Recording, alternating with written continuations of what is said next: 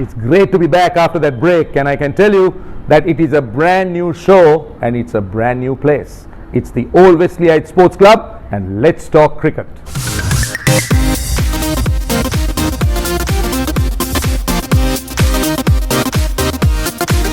So let's start off with the Cricket World Cup. As we all know, we are almost at the door. And don't you think this is the most opportune time for Sri Lanka to do well? Let's go back to 1996, where the entirety of the nation was behind one team under one banner. And the Sri Lankan team was doing so well. And I believe you couldn't have asked for a better time than right now for Sri Lanka to do well. That's a way of uniting the entire nation, irrespective of whatever divisions they may have. And I'm hoping that the Sri Lankan team will come on tops and they will rise to the occasion. Well, talking about the World Cup, a few people have asked me, is this Sri Lankan team experienced enough? Do they have enough experience? Do they have the type of players that a World Cup team should have? And are they well equipped going into the World Cup? Now, I thought I will do some research. So looking at the last World Cup and its performance, now Sri Lanka didn't do all that badly. I can tell you that in that group, Sri Lanka lost only to Australia and New Zealand, and after that they lost to South Africa in a rather low scoring quarter-final.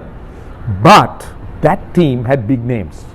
They had the Sangakaras, they had the Dilshans, they had the Jayawardhanas. They had really big names. Now, stemming from that team, let's see who are the guys Sri Lanka are carrying into the 2019 World Cup.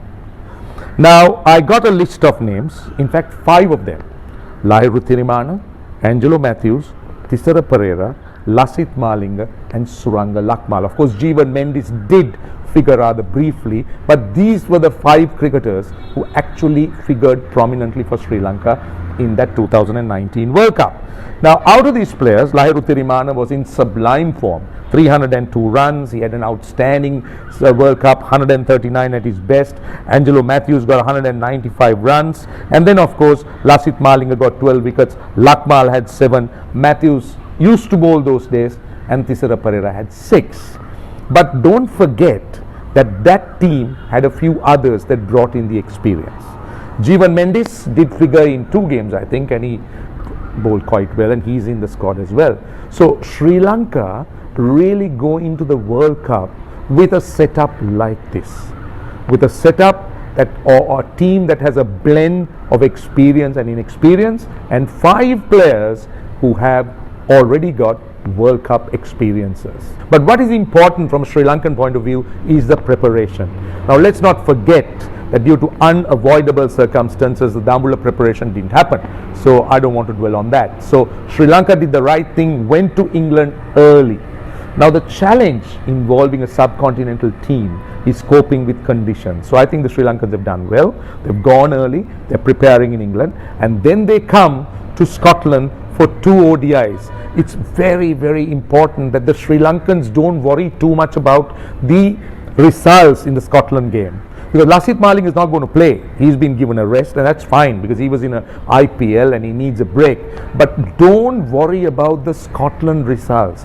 It's about making sure that you acclimatize and you get used to those conditions in England, because this is May.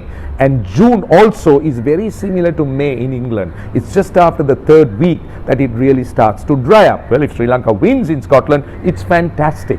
But it's about playing and playing in those conditions. Then immediately after the Scotland games, they play 2 practice games against South Africa and they play against Australia.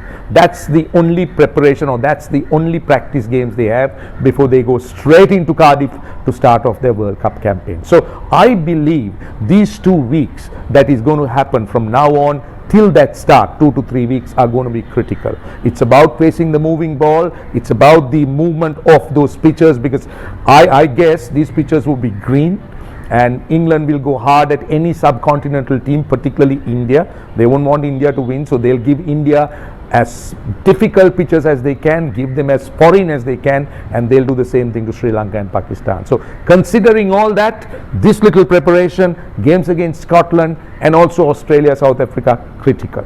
And at that time, by that time, with Lasith Malinga not there, Sri Lanka will have the opportunity to have a closer look at Suranga Lakmal and at Nuwan Pradeep, because Malinga won't be playing those two Scotland games. So all in all, it will work out well for Sri Lanka. They need to make sure that they maximize this opportunity before they get into the World Cup.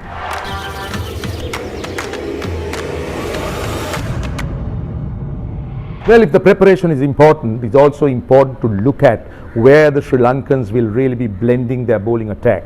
Now, when you look at the 2015 World Cup in Australia, let's not forget Australia is about pace. So 65% of the wickets for Sri Lanka were off the fast bowlers.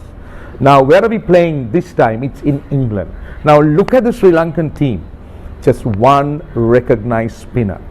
That's because the World Cup is in June and Sri Lanka is expecting the fast bowlers to do the job. So in case you're wondering why Akila Dhananjaya wasn't there or any other spinner wasn't there, I think the selectors are justified. They've just gone in with one wrist spinner because wrist spinners seem to be the way forward for most teams. So that is why Jeffrey Van der Sey is in that side. Though I'm not sure whether Van der Sey will actually figure in the starting lineup unless he comes up with something special.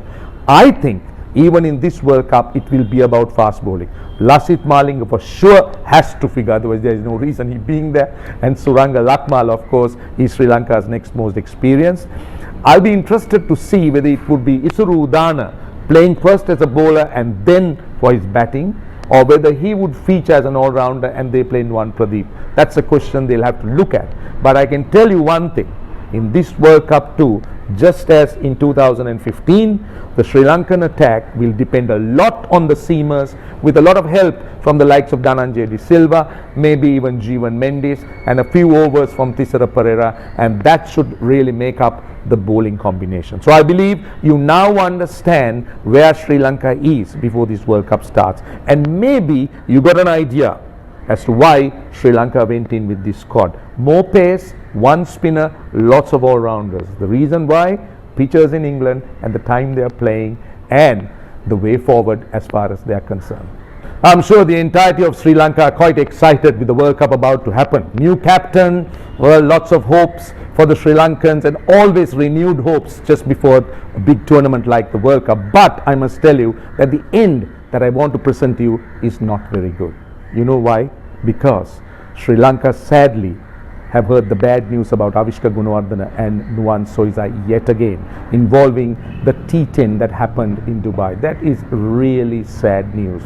I mean, sad news for a game that we love so much. At the end of the day, I'm sure all of us will agree, and you watching will agree, that the game has to be bigger than everyone else and the game has to come clean. And I believe the Sri Lankans have had enough controversies, they've had enough losses in the past. It's time to stop. The game, as I said, is bigger than everybody. So whether it's an administrator, top cricketer, coach or anyone, it has to be uprooted. I'm hoping from Sri Lanka's point of view and from the point of view of Avishka Gunawardena and Nuwan Soisa, who's been given 2 weeks to come up with answers, that they will come clean. They've been great cricketers, they've been good servants of the game, and I don't think they deserve to be where they are. But again, having said that, you cannot spare a wrongdoer because the game of cricket is far more important. This is Roshan Abeysinghe signing off from Let's Talk Cricket.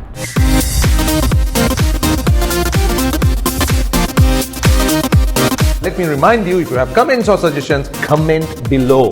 And don't forget to subscribe, like and share.